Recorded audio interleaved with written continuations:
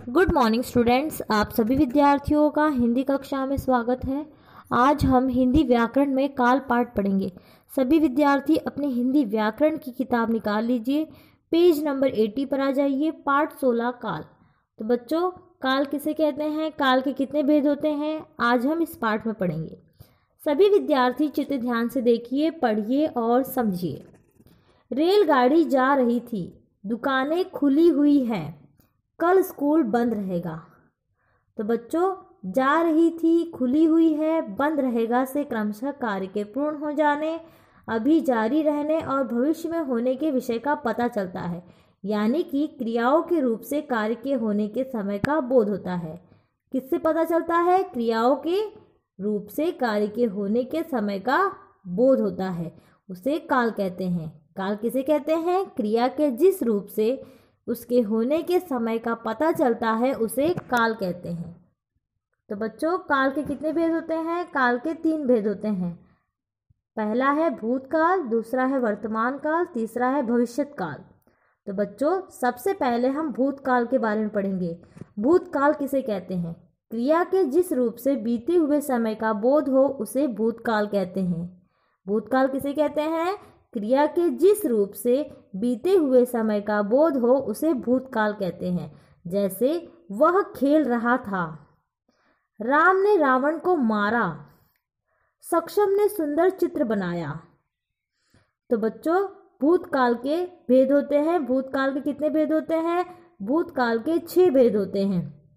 पहला है सामान्य भूतकाल, दूसरा है आसन्न भूतकाल, तीसरा है अपूर्ण भूतकाल, चौथा है पूर्ण भूतकाल, पांचवा है संदिग्ध भूतकाल, छठा है हेतुमत भूतकाल। तो बच्चों, सबसे पहले हम भूतकाल के 6 भेद में से पहला भेद पढ़ेंगे, सामान्य भूतकाल। सामान्य भूतकाल किसे कहते हैं?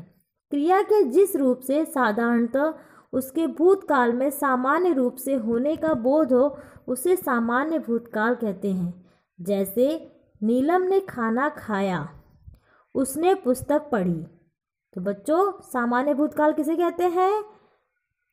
क्रिया के जिस रूप से साधारणतः उसके भूतकाल में सामान्य रूप से होने का बोध हो उसे सामान्य भूतकाल। तो बच्चों, भूतकाल का दूसरा भेद है आसन्न भूतकाल। आसन्न भूतकाल किसे कहते हैं? क्रिया के जिस रूप से यह पता चले कि क्रिया अभी अभी समाप्त हुई है उसे आसन्न भूतकाल कहते हैं। जैसे विजय ने पत्र लिखा है, रवि अभी आया है। तो बच्चों, इस वाक्य से क्या पता चल रहा है? इस वाक्य से यह पता चल रहा है कि क्रिया अभी अभी समाप्त हुई है, इसलिए इसे हम आसन्न भूतकाल कहेंगे। ठीक है बच्चों, अब हम भूतकाल के तीसरा भेद पर आते हैं। भूतकाल का तीसरा भेद है अपूर्ण भूतकाल।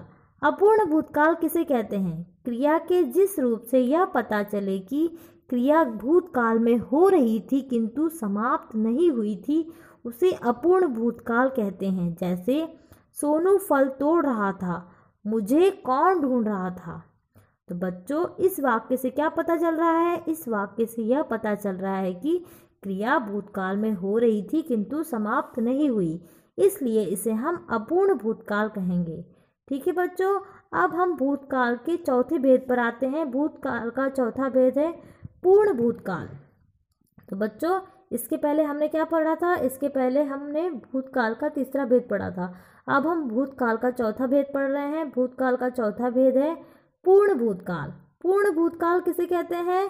क्रिया के जिस रूप से यह पता चले कि क्रिया को समाप्त हुए बहुत समय बीत चुका है उसे पूर्ण भूतकाल कहते हैं।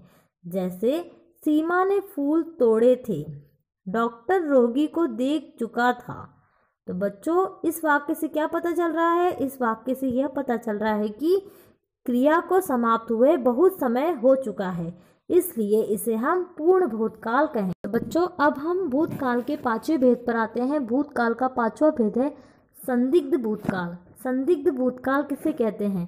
क्रिया के जिस रूप से उसके भूतकाल में होने में संदेह का पता चले उसे संदिग्ध भूतकाल कहते हैं। जैसे नौकर चला गया होगा, उमा ने नृत्य किया होगा।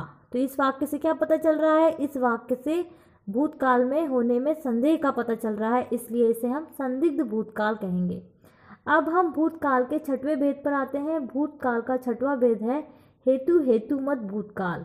हेतु हेतुमत भूतकाल किसे कहते हैं?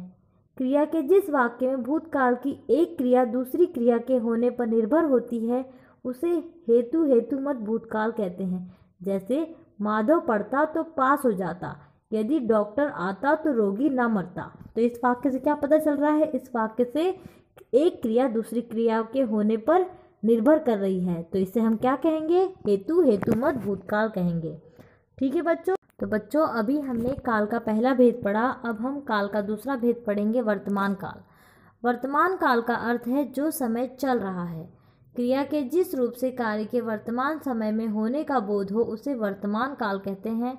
जैसे माताजी खाना पका रही हैं, आसमान में तारे चमक रहे हैं, मोहन शहर जा रहा है। उपयुक्त वाक्यों में पका रही है, चमक रहे हैं, जा रहा है शब्द क्रिया के चल रहे समय में होने का बोध करा रहे हैं, इसे हम वर्तमान काल कहते हैं।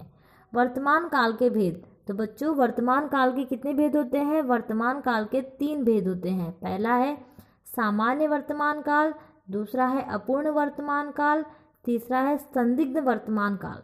तो सबसे पहले हम सामान्य वर्तमान काल के बारे में पढ़ेंगे। सामान्य वर्तमान काल किसे कहते हैं? क्रिया के जिस रूप से उसके वर्तमान काल में सामान्य रूप से होने का पता चलता है उसे सामान्य वर्तमान काल कहते हैं। जैसे वह दौड़ता है, स्नेहा रोटी खाती है। तो इस वाक्य से क्या पता चल रहा है? इस वाक्य से यह पता चल रहा है कि जो वर्तमान काल में जो कार्य हो रहा है वह सामान्य रूप से चल रहा है, इसे हम सामान्य वर्तमान काल कहते हैं। अब हम वर्तमान काल के दूसरे भेद पर आते हैं। वर्तमान काल का दूसरा भेद है अपूर्ण वर्तमान काल। अपूर्ण वर्तमान काल किसे कहते हैं? जो क्रिया अभी हो रही है अर्थात वर्तमान काल में जारी है, पूरी नहीं हुई है, उसे अपूर्ण वर्तमान काल कहते हैं। जैसे गाय घास चर रही है, ग्वाला दूध निकाल रहा है।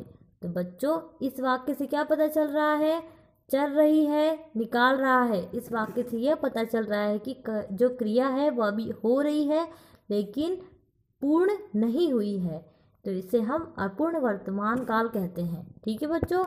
अब हम वर्तमान काल के तीसरे भेद पर आते हैं। वर्तमान काल का तीसरा भेद है संदिग्ध वर्तमान काल। संदिग्ध वर्तमान काल किसे कहते हैं? जहाँ वर्तमान समय में क्रिया के होने में संदेह पाया जाता है वहाँ संदिग्ध वर्तमान काल होता है। जैसे इस समय वह खेलता होगा, वह आता होगा, खेलता होगा, आता होगा। इस वाक्य से यह पता चल रहा है कि क्रिया के होने में संदेह है, तो इसे हम संदिग्ध वर्तमान काल कहते हैं। ठीक है बच्चों। अब हम काल के तीसरे भेद पर आते हैं। काल का तीसरा भेद है भविष्यत काल। भविष्यत काल का अर्थ है आने वाला समय। क्रिया के जिस रूप से कार्य के आने वाले समय में होने का बोध हो उसे भविष्यत काल कहते हैं। जैसे वर्षा होने वाली है, मैच शुरू होगा, हलवाई मिठाई बनाएगा। तो इसे हम क्या कहते हैं? इस वाक्य से क्या पता चल रहा है? इस वाक्य से यह पता चल रहा है कि कार्य जो है आने वाले समय में होगा, इससे यह पता चल रहा है। ठीक है बच्चों। भविष्यत काल के कितने भेद होते हैं? भविष्यत काल के 2 भेद होते हैं। पहला है सामान्य भविष्यत काल, दूसरा है संभाव्य भविष्यत काल। तो सबसे पहले हम भविष्यत काल के पहले भेद के बारे में पढ़ेंगे। पहला भेद है सामान्य भविष्यत काल। सामान्य भविष्यत काल किसे कहते हैं? क्रिया के जिस रूप से कार्य के सामान्य रूप से आने वाले समय में किए जाने का बोध हो उसे सामान्य भविष्यत काल कहते हैं। जैसे इस साल मैं नैनीताल जाऊंगा, लता सितार बजाएगी। ठीक है बच्चों। अब हम भविष्यत काल के दूसरे भेद पर आते हैं। भविष्यत काल का दूसरा भेद है संभाव्य भविष्यत काल। संभाव्य भविष्यत काल किसे कहते हैं? भविष्यत काल की क्रिया के जिस रूप से उसके भविष्य में होने की संभावना का पता चले उसे संभाव्य भविष्यत काल कहते हैं। ठीक है बच्चों। जैसे शायद आज राजधानी एक्सप्रेस देर से। तो बच्चों इस वाक्य से यह पता चल रहा है कि भविष्यत काल की जो क्रिया होने वाली है वह भविष्य में होने की संभावना व्यक्त कर रही है, तो इसे हम संभाव्य भविष्यत काल कहते हैं। ठीक है बच्चों। तो बच्चों आज हमने काल पाठ पढ़ा। काल किसे कहते हैं? क्रिया के जिस रूप से उसके होने के समय का पता चलता है उसे काल कहते हैं। काल के कितने भेद होते हैं? काल के 3 भेद होते हैं, भूतकाल, वर्तमान काल, भविष्यत काल। और भूतकाल के कितने भेद होते हैं? भूतकाल के 6 भेद होते हैं। सामान्य भूतकाल, आसन्न भूतकाल, अपूर्ण भूतकाल, पूर्ण भूतकाल, संदिग्ध भूतकाल, हेतुमत भूतकाल। और वर्तमान काल के कितने भेद होते हैं? वर्तमान काल के 3 भेद होते हैं, सामान्य वर्तमान काल, अपूर्ण वर्तमान काल, संदिग्ध वर्तमान काल। और भविष्यत काल के कितने भेद होते हैं? भविष्यत काल के 2 भेद होते हैं, एक है सामान्य भविष्यत काल, दूसरा है संभाव्य भविष्यत काल। तो बच्चों, इस तरह से आज हमने काल पाठ पढ़ा। इसी के आधार पर आपको असाइनमेंट दिया जाएगा, जिसे पूर्ण करके आपको कल शाम 5 बजे से पहले जमा करना होगा। धन्यवाद।